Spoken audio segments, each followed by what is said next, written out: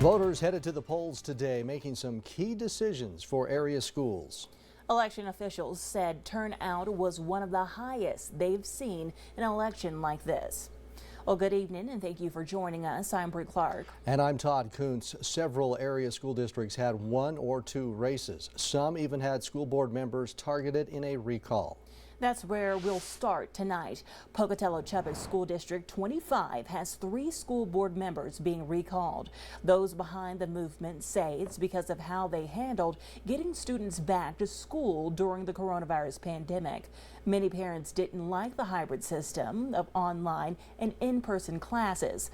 The results for Jackie Craner of Zone 1 are 677 in favor of recalling her and 708 against. She will keep her seat. In Zone 2, the votes to recall Janie Gabbert are 674 in favor and 959 against. Dave Madsen in Zone 3 had 782 in favor, 1,055 against recalling him, meaning all 3 recall efforts in the Pocatello-Chubbuck School District failed. The district was also looking at renewing their $9.25 million supplemental levy. The funding is used to help fund day-to-day operations that the state will not fund. Tonight it passed with 63% of the votes. This funding will last for 2 years. Moving to Idaho Falls School District 91 now. They also had a recall election tonight against school board member Elizabeth Coglietti. Parents and others say that she didn't represent them by how she handled decisions with the COVID-19 pandemic. It is nearly an even vote tonight so far, with 46% in favor of removing her and 54% against the recall. However, only 52% of the precincts are reporting so far.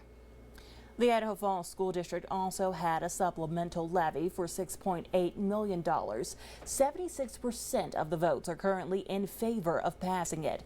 24% are against. Now for the Bonneville School District 93 supplemental levy of $6.8 million.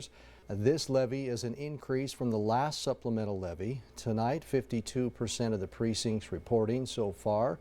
It looks like 63% of the votes are against passing it. The school district also has a plant facilities levy of $3.8 million. It is currently 705 votes in favor to more than 1,200 against. 72% of precincts are reporting in the Shelley School District. They have a $7.5 million bond to renovate Goodsell Elementary School, along with updating the HVAC system at Hobbs Elementary School and updating their technology system throughout the systems with new cameras and security doors. So far, 79% of the votes are for passing that bond. It needs a 2/3 majority to pass. In the Blackfoot School District, patrons are voting on a $23.9 million bond to build a new elementary school to replace Stoddard Elementary, along with constructing an atrium at Blackfoot High School, plus renovating the district's athletic complex. That needs a 2/3 majority to pass. It received 82% of the votes. The school district also passed a supplemental levy of $2 million a year. It only needed a simple majority. The counting continues for other school districts. You can see those results as they come in on our website at localnews8.com.